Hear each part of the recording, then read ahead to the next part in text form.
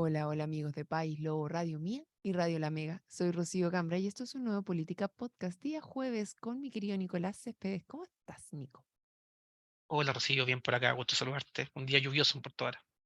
Uy, aquí también en Osorno, impresionante, se caía el cielo.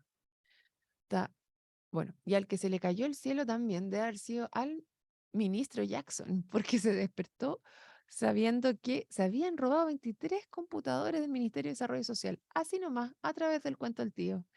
¿Qué te parece, Nico? Estoy indignado, como dice el ministro, está indignado. No, me parece ni el mejor guión de Hollywood, porque es muy difícil ingresar a un ministerio. Nosotros que éramos seremi íbamos al ministerio y habían, no sé, 4 puertas con llave eléctrica y 2 personas cuidando, 5 guardias. O sea, es re difícil entrar. Y de hecho, en la intendencia, ex intendencia, ahora centro administrativo regional, también había un guardia afuera, había una caseta de carabineros. O sea, muy difícil que eso pase. Raro, rarísimo. Bueno, así es que, ¿y tú sabes cómo se paró esto? Porque de acuerdo a lo último que informó aquí en País, luego dice, llegaron 3 individuos que se llevaron 23 notebooks reunidos por el guardia. Más tarde, el falso ministro volvió a llamar pidiendo que sus sobrinos entraran a fumigar y se llevaran la caja fuerte con documentos. ¿Y por qué Tras querían esto, fumigar? al funcionario le pareció sospechoso y dio aviso a carabineros, descubriéndose el engaño. ¿En serio? Bueno, y andan algunas ¿Había alguna cosas. plaga? Porque uno fumiga cuando Plaga hay de- plaga, po. No sé, querido Nicolás, pero estos nos despertamos todo el día de hoy con esta noticia y fue como, ¿qué diablos está sucediendo aquí? Una cantidad de memes que ya andan circulando por todos lados, yendo qué es lo que va a pasar. ¿Tú crees que tiene alguna responsabilidad legal ahí el ministro efectivamente respecto a estos robos? Eh, Eso sería pensar muy mal de él, pero em, yo creo que hay, o sea, obviamente hay algo trucho. No sé a qué nivel, pero desde el guardia hasta los supuestos sobrinos, em, no sé, yo creo que es una sinvergüenzura el Puerto un Buque nomás. Mira, parto un ejemplo. eh, Ahora en la mañana tuiteó el senador Fidel Espinosa Oye, sí, estuvo muy bueno y ese se mandó Twitter. la siguiente frase. Lo dijimos. Si no se apuran en incautar desde Fiscalía, ocurrirá esto. Son una red de sinvergüenzas que ya perdieron el pudor. Renuncia, Jackson. Eres el líder de la banda y te lo digo sin tapujos y sin miedos a tus amenazas a que me calle, que me has hecho llegar. Imagínate, o sea, más que los computadores, si queríamos llegar a algún acuerdo en el Congreso con el gobierno, o sea, no hay la más mínima posibilidad de que eso ocurra. Estamos más lejos que antes. Bueno, y no, en todo caso es interesante lo que pone aquí, amenazas que me has hecho llegar. Y lo mismo pasó también, ¿te acuerdas con Gonzalo Feito, que también dijo que el ministro Jackson le había mandado unas amenazas de que no se metiera con su familia, ¿te acuerdas? Cuando estaba siendo Sí, investigado el tema de fundaciones porque la hermana estaba recibiendo algunos tratos directos. Entonces, bueno, mm, no sé si tendrá alguna responsabilidad legal aquí, pero sí me parece grave que esté un ministro de gobierno mandando a callar a senadores, a periodistas, y eso creo que es insostenible. ¿No crees tú, sí, Nicolás? están totalmente fuera de foco, el asunto ya perdió toda cordura. O sea, no puede llegar gente a fumigar en la noche en ministerio y se pierden computadores. No pueden entre senadores y ministros de Estado llegar a ese nivel de conversación, de comunicación. O sea, yo me imagino una escena del ministro Jackson presentando el presupuesto para el Ministerio de Desarrollo Social del 2024 frente al Congreso. Uf, imposible. Oye, Entonces, no sé cómo avanzar, de verdad. está José María del Pino, también periodista que lo hemos tenido aquí en País Lobo, también conocido mío, y pone también en Twitter, habla el ministro Giorgio Jackson. Dice que sospecha que hay interés político en el robo. O sea, alguien se robó los computadores para poder saber qué era lo que estaba pasando con el tema Noche Digna, o hay un interés político porque él quería que él quería que los computadores desaparecieran. Ahí no me queda bastante Claro, claro. como que lo generaliza, pero no se autoculpa. Claro, bueno, Es eso es noticia complejo, la entre verdad medio.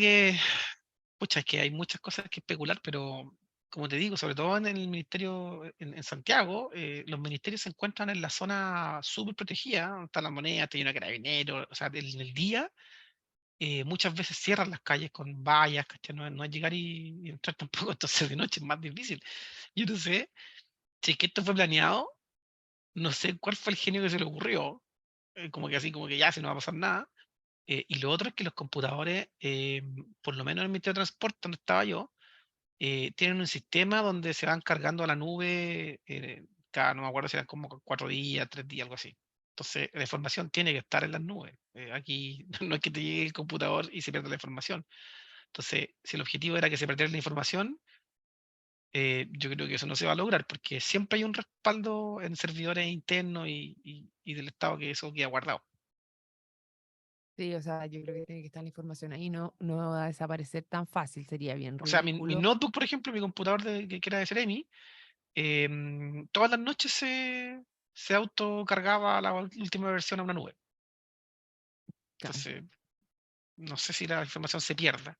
claro que en la Vamos a ver tercera qué también pasa. aparece el propio Jackson por su parte hizo un alto en sus actividades que había agendado en la región del Biobío y se refirió a lo ocurrido calificándolo como sospechoso.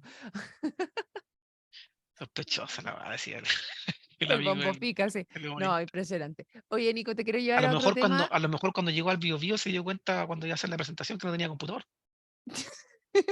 Y dijo, ¿qué pasó aquí? Pero Nico, oye, ya quiero conversar contigo porque esta semana, el día martes, estuve contándole un poco a Héctor qué era lo que había pasado en la entrevista que tuvimos acá en los estudios al subsecretario de Transporte, estuvo el ministro en Osorno, pero quiero saber tu versión de los hechos, si es que tú crees que efectivamente esto va a llegar a buen puerto o no, de acuerdo a la información que tú conoces en la interna del ministerio. Y me refiero a las micros en Osorno y la posibilidad de tener transporte eléctrico, que es parte de lo que se estaba conversando. ¿Crees tú que Osorno va a tener efectivamente micros eléctricas en un año y medio más? No, no, yo creo que no, ni un año y medio más, ni en 4 años más, ni en 5 años más. Em, yo tengo la siguiente pregunta, ¿por qué tiene que tener Osorno y no Puerto Montt? Bueno, no sé, ¿Por pues tú qué, cuando por fuiste, a ver, qué pero no tiene Nico, que a tener ver, párate ahí, Valdivia? porque cuando tú fuiste a Ceremi, me Ujú. viniste a decir aquí, viniste también a País Lobo y dijiste, Osorno va a tener buses eléctricos y creo que también tiene relación con la ley espejo, quizá, eso se me había olvidado, ¿o no? No, mira, ¿Puede la ser? razón, o sea, siempre estos tipos de proyectos que requieren miles de millones de subsidios, para que la gente sepa, estos buses no los compran los migreros ni los ponen la gente que viene a instalarse, sino que requieren un monto de subsidio que son carísimos. Hay desde 110, 120 millones hasta 300 millones de pesos, dependiendo del tipo de bus. En el caso de Osorno, obviamente serían buses cortos porque la geometría de las calles no hay, todas las pendientes, pero ya requiere un monto bien considerable, hablamos de 2.000, 3.000 millones de pesos de subsidio en metal, digamos, en rueda. Y Ahí en además, las condiciones perdón, que dijeron era que tenía que tener aire acondicionado, sí, sí, todos calefacción, los eléctricos vienen puertos con aire para, acondicionado, wifi, para cargar el teléfono y todo eso. así, para subir más fácil a las Sí, sí, personas que la están única con diferencia silla de ruedas y está todo. en la marca, generalmente son todos chinos los que más se comercializan en Chile, los que están en Santiago sobre todo, que son bastante buenos a nivel mundial, pero tiene que ver con el diseño, con el largo, con el radio de giro, con cosas así. ¿Cachai? Ujú. El límite siempre está entre 10 y 13 grados de pendiente, entonces ahí el límite sería subir la Avenida República, pero el punto no Sí, es ese, el punto es un claro, cambio de sistema, no un cambio de ahí buses. el, ahí el subsecretario dijo que no serían con el tema de las pendientes, efectivamente habrían zonas que tendrían que ser acompañadas con otro tipo de buses. Efectivamente, eso lo Claro, es que comentó. eso, es que eso es lo que genera mucho problema, porque, mira, en transporte siempre lo más castigado lejos por la gente, por la demanda y por los modelos, es el transbordo. Cuando uno tiene que hacer un transbordo, esto no funciona. ¿Por qué no funciona? Porque tienen que darse muchas condiciones. El clima tiene que estar bueno, no tiene que estar lloviendo, tienes que bajarte a un lugar y no caminar al otro para no perder tiempo, tiene que estar la tarifa integrada, de manera que no te cobren 2 veces. Es el caso que pasa acá en Puerto Montt, pues si uno toma una micro en Alerce, que es la punta mañana, solamente la línea uno tiene 190 buses, la línea 750 más, son casi 300 buses en 2 líneas, uno toma una micro, paga 500 pesos y se deja en el centro. Acá se discute mucho el tema del tren, por ejemplo, que ese bus me aproxime al tren. O sea, tomo un bus en Alerce, me bajo en la estación Alerce, tomo el tren en la estación Alerce, me bajo de la estación La Paloma, me bajo de la estación La Paloma y tomo un bus para ir al centro. Imposible, po. Mejor tomo una micro directo a Alerce. Entonces, por eso el transbordo se castiga mucho. Y si tú vas a tener que poner otro tipo de buses, bajarte del eléctrico, subirte a otro bus para poder subir una pendiente, ya el diseño está casi muerto. Entonces, aquí lo que hay que considerar es que efectivamente se puede hacer, pero hay que hacerlo en varias ciudades al mismo tiempo, para que sea una cosa, por ejemplo, si hay que comprar los buses, que sean todos, se compren todos juntos, que salgan más barato. Si va a ser un subsidio, por ejemplo, ese subsidio tiene que ingresar a la ley de aporte, o sea, perdón, a la ley de presupuesto del próximo año, para poder ser gastada la plata, y eso tienen que aprobarlo los diputados y los senadores, y eso tiene que ser de la región, po. O sea, no va a tener los votos de otra región si es que en su región no hay correo eléctrico. O sea, ¿por qué yo de Antofagasta tenés que aprobar un presupuesto que va a ser solamente en Osorno? Entonces va a varios proyectos, no solamente a uno. Y por eso nosotros me acuerdo que levantamos el de Osorno. El de Osorno era el más fácil de levantar porque estructuralmente el eje de la Universidad de los Lagos, Buchman, Maquena y República, que está recién construida, estaba ideal para hacer un troncal. O sea, perfecto. Un troncal directo ida y vuelta sin ninguna curva, recoveco que pudiera considerarse dificultoso. Así que ese diseño estaba como bien sencillo, digamos, y ahí nos faltaba solamente un terminal de cabecera, que era en la Universidad de los Lagos o en el aeropuerto, que también nos hemos conseguido un espacio con la dirección de aeropuerto. Eh, a veces las cosas se dan como diseño, por ejemplo, en Antofagasta también es muy sencillo porque la ciudad es muy larga, entonces también se puede hacer un corredor. En el caso de Puerto Montt, también tratamos de hacer uno, pero la cantidad de buses no dio como para que alguien se interesara. O sea, con 12 buses no era interesante para la empresa. No me imagino por qué Osorno debía ser más interesante. Así que sí se puede, pero hay que romper muchas barreras. El sistema, probablemente tal, requiere de que los choferes nuevos se les pague un contrato fijo, o sea, sean Mm. personas asalariadas, no que dependan del boleto. Y hoy Sí, día, por eso, ejemplo, un chofer que trabaja en el sector de Rahue, que es el sector más rentable, está cortando al día cerca de 300 o 400 boletos. Eso se traduce en dinero, cerca de 1.200.000, 1.300.000 mensual, ¿ya? ¿Y qué hacen los choferes generalmente? Antes del perímetro que no tenían GPS, salían solamente en las horas que se llaman filetes, que son donde hay mucha gente. O sea, en la punta mañana tenían una frecuencia claro. altísima de cada 2 minutos y en la punta tarde también, pero durante el día para que a salir. Entonces, hay que considerar todas esas variables. Ya tenéis que pagarle a un chofer sobre 1.000.000 de pesos y tenéis que hacer todo un contrato y un montón de cosas. Entonces, también hay que licitar el terminal de carga. ¿A dónde va a estar el terminal de carga? ¿Está la potencia para cargar esos buses? Eso tiene que construirse y licitarse. Y también está la licitación del medio de pago, porque no va a ser con moneda, va a ser con tarjeta. Y eso también se licita. Se licita abierto, digamos. Y cada licitación significan bases de licitación, ingreso a Contraloría, aprobación de base, licitación, adjudicación y ejecución. Entonces, aunque se trabaje paralelo en todas estas cosas, y uno tuviese el terreno, que es lo crítico, el que tiene el terreno, el que está primero, digamos, eh, 2, 3 años, fácil, fácil. Y eso concuerda también con el término del perímetro. El perímetro en Osorno se supone que se cumplía en 5 años, y ya van casi 3. Entonces, claro, si es que el ministerio le pone prioridad y hace las cosas bien, cuando termine el perímetro de exclusión, el ex perímetro, que ya está como cancelado el contrato, Ujú. eh, debiese llegar un sistema nuevo. Pero yo lo dudo porque van a haber presión en el camino de otras ciudades que también lo quieren tener. Por eso cuando realmente veo las propagandas por redes sociales del municipio de Puerto Ara, por ejemplo, que hablan de un bus eléctrico y corredores, donde las pendientes son peores, donde hay mucho menos gente y donde el trazado Estamos, vial no nos permite hacer muchas cosas, yo no estamos hablando de sé. Puerto Varas ahí, ¿o no? Sí, por eso te digo, yo no sé si la gente entiende de que estos buses son rentables siempre y cuando lo ocupe mucha gente. Eh, no tenemos la cantidad de población suficiente como para que eso sea rentable, así que la cantidad de subsidio que se requiere para echar a andar esto es muchísimo.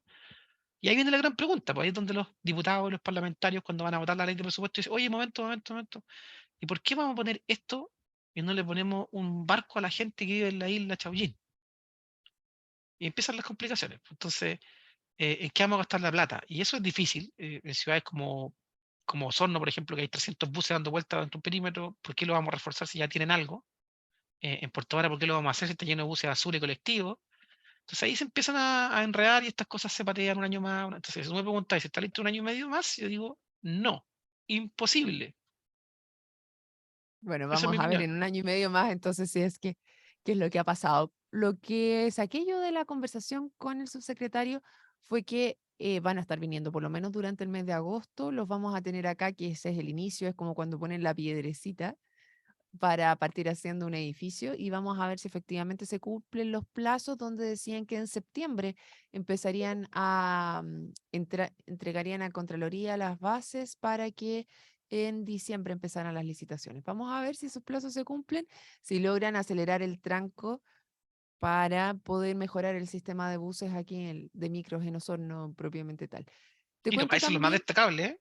¿Mm? Perdón, lo más destacable es que la autoridad está alineada con el proyecto. Se demore lo que se demore, si no lo logran sacar, de todas formas va a ser un gran avance. Por ejemplo, si logran hacer un convenio por un terreno.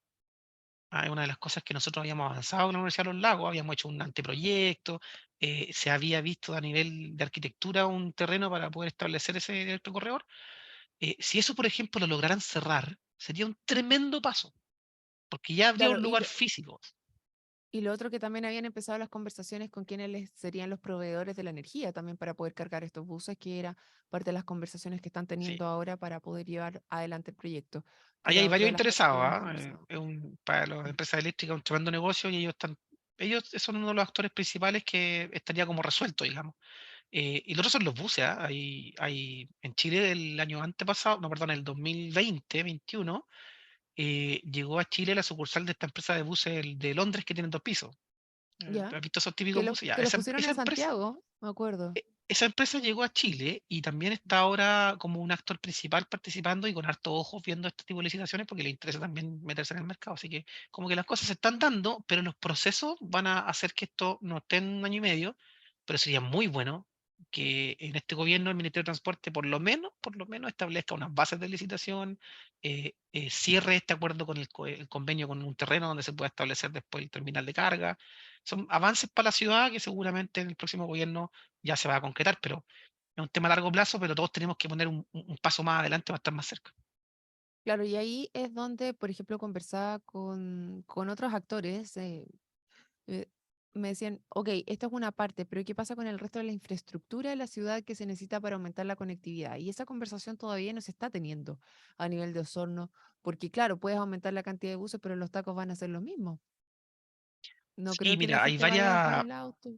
hay varias instituciones que están trabajando en eso.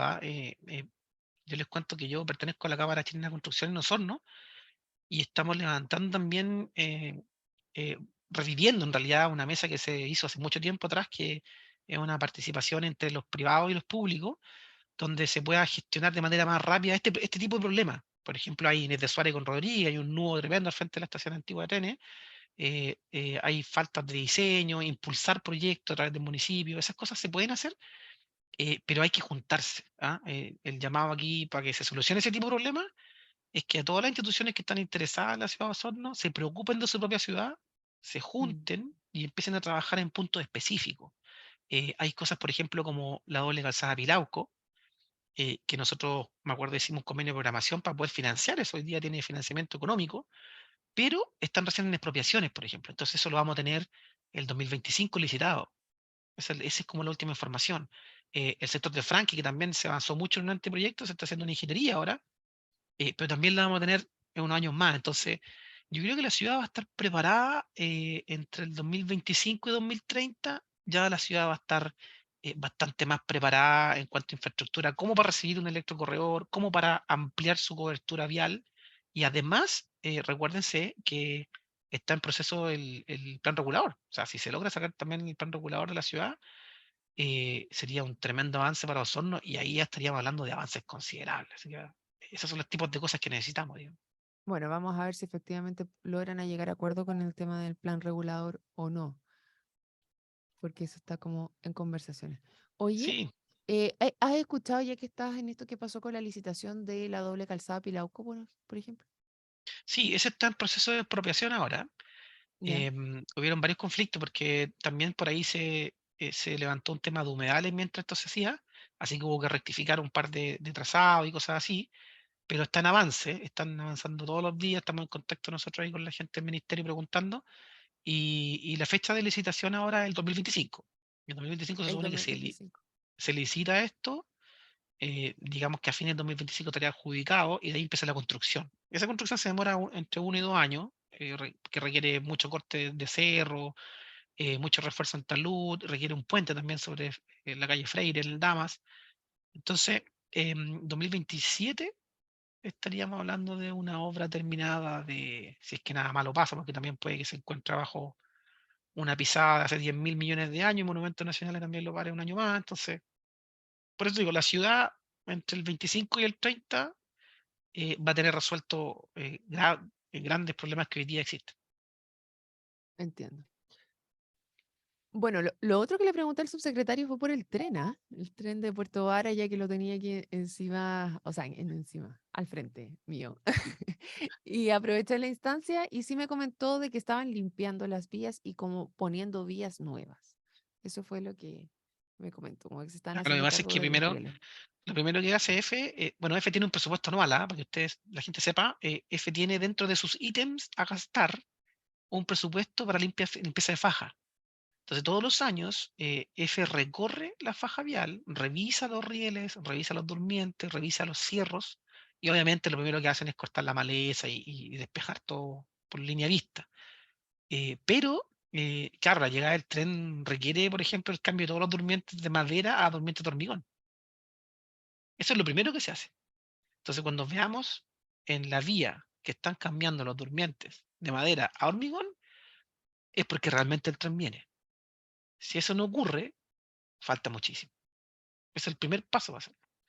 Hay que electrificar la línea si los trenes son eléctricos, hay que normalizar las intersecciones, hay que comprar el material rodante, que son los carros, hay que hacer las estaciones. Las estaciones son un proyecto de arquitectura que hay que hacer plano, después hay que licitarlo, hay que construirlo. Entonces, Mm. em, claro, un proyecto normal de un edificio público se demora 2, 3 años, una estación de trenes se demorará 1 año y medio, entre que se construya, se haga y... O sea, por eso también estamos a 2023. Claro, yo no creo que antes del 2030 tengamos tren. Vamos a ver si empiezan a cambiar los durmientes. Ujú. Hoy estaba leyendo esta noticia en desarrollo que sale José María Alpino también diciendo que la gran heroína del tema del robo y que se dio, dice así, José María Alpino, la que alertó y exigió llamar a carabineros fue la supervisora de aseo, heroína astuta y de buen olfato. Esto va a dar para que estemos harto rato aquí con el La tema del supervisora robo. SEO va a ser subsecretaria la próxima semana. No, vamos a poner como subsecretaria de defensa, ¿eh? Porque no, Claro. impresionante, impresionante este tema. Querido Nicolás, nos quedan dos Pero, minutitos de nuestro programa. ¿Hay algún otro tema que quieras traernos el día de hoy? ¿Que quieres sí, sí, comentar? quiero contarle a la gente que hemos hecho como un recorrido por varios municipios. Hay varios que están avanzando, ¿ya? Unos más ilusionados que otros, en el caso de Puerto Ara, por ejemplo, con ese electrocorredor que sabemos que no va a pasar. Pero hay otros que no están haciendo nada. ¿Ah? Hay otros que están perdidos, eh, no están quebrados porque no son empresas, porque las salva siempre el Estado a través de la subdere, pero hay unos que están así muy, muy mal, no le pagan a la gente, las corporaciones están quebradas, no hay infraestructura, las Ya, pero autoridades no saben qué está pasando. aparte del Dancud, ¿o no? O sea, el Dancud en nuestra región es un emblemático. Po. Hay otros Claro, más en otra parte del país, pero claro, el Dancud, por ejemplo, eh, tiene problemas con salud. O sea, no le paga a los trabajadores las imposiciones no hace cuántos años. Con educación. O sea, a mí me da entre pena y risa cuando escucho en la radio que entrevistan a los profesores y le dicen, no, si ahora nos pagaron el 20% del mes de enero, así que ahora, no, ahora sí vamos a seguir trabajando. Y digo, pero ¿cómo esta gente puede seguir trabajando? O sea, eh, uno se ve, va a ver la infraestructura que había. A mí me tocó cuando fui Ceremi, que está el mismo alcalde ahora, y habían como cosas, por ejemplo, Ancud tiene un plan maestro de gestión, tiene un montón de obras con diseño, con anteproyectos que se pueden impulsar, una circunvalación que está en desarrollo, pero las autoridades locales no tienen idea, no saben los proyectos que tienen los distintos ministerios en su propia comuna, sin contar el tema de la basura. que el tema de la basura hace rato tenía que haber el municipio de Ancud haber puesto un terreno y ponerse a trabajar en un relleno sanitario para ello. Tampoco está pasando, o sea, tenemos problemas de salud, tenemos problemas de educación, tenemos problemas de basura, tenemos problemas de infraestructura, tenemos problemas de inversión, y ahora tenemos problemas con las autoridades, porque entiendo que el alcalde lo están acusando de abandono de deberes. Sí, notable abandono, Eh, sí, eso lo hemos yo, yo conversado. sin tener más detalle de eso, encuentro que se demoraron harto en acusarlo, porque de verdad que la ciudad está muy, muy, muy botada. Debe ser una de las comunas peor administradas en nuestro país. Así que Mm. contarle a la gente que cuide sus autoridades locales, ¿ah? Que le exija a las autoridades locales cuando prometen cosas, que le exijan respuesta, ¿ya? Porque no es llegar y prometer y después irse y dejar a un municipio desbancado en la bancarrota, porque la calidad de vida de las personas se ve bastante afectada. Después llega delincuencia, es inseguro y cae en una espiral que es muy difícil de salir. Eso decía yo, ¿quién se hace cargo de estas lucas, de poner las lucas de vuelta de estos profesores que, si los recursos fueron mal ejecutados, mal administrados, de nuevo, ¿quién se hace cargo? Claro, en el Porque, caso, por ejemplo, de la educación, hay una corporación en Chiloé, que es educacional, y ahora está la discusión en que el Estado va a tomar la provincia completa, la va a pasar a la educación estatal, que son estos planes nuevos que hay. Y ahí están viendo qué hacen. O sea, lo tomamos con deuda, sin deuda. Y ahí está la discusión. Entonces, eso está medio frenado también porque es un tema que nadie corta el queque, digamos. sí, se Pero suponía que más que eso, desde ¿sabes lo que agosto. me preocupa a mí? Es la responsabilidad. Porque Sí, seguimos po. teniendo alcaldes. Acuérdense, por ejemplo, en Puerto Vara, hace poco les llegó la sentencia a unos concejales que se fueron a Tacna a carretear, gastaron plata al Estado. Eso sigue pasando. O cuando llega un alcalde y hace una auditoría y hoy faltan 1.300 millones, faltan 15.000 millones. ¿Y qué pasa? Nada. O sea, fortalezcamos la Contraloría a nivel municipal, po. Acuérdense que ahí De todas nace todo. maneras. No puede ser. De todas maneras, y con ese mensaje nos quedamos el día de hoy porque ya estamos requete contrapasados. Así que, Nicolás Céspedes, muchas gracias por conversar con nosotros el día de hoy y a los demás les recuerdo que puedan sumarse el día de mañana a otro Política Podcast. Chao, chao. Chao, cuiden sus computadores.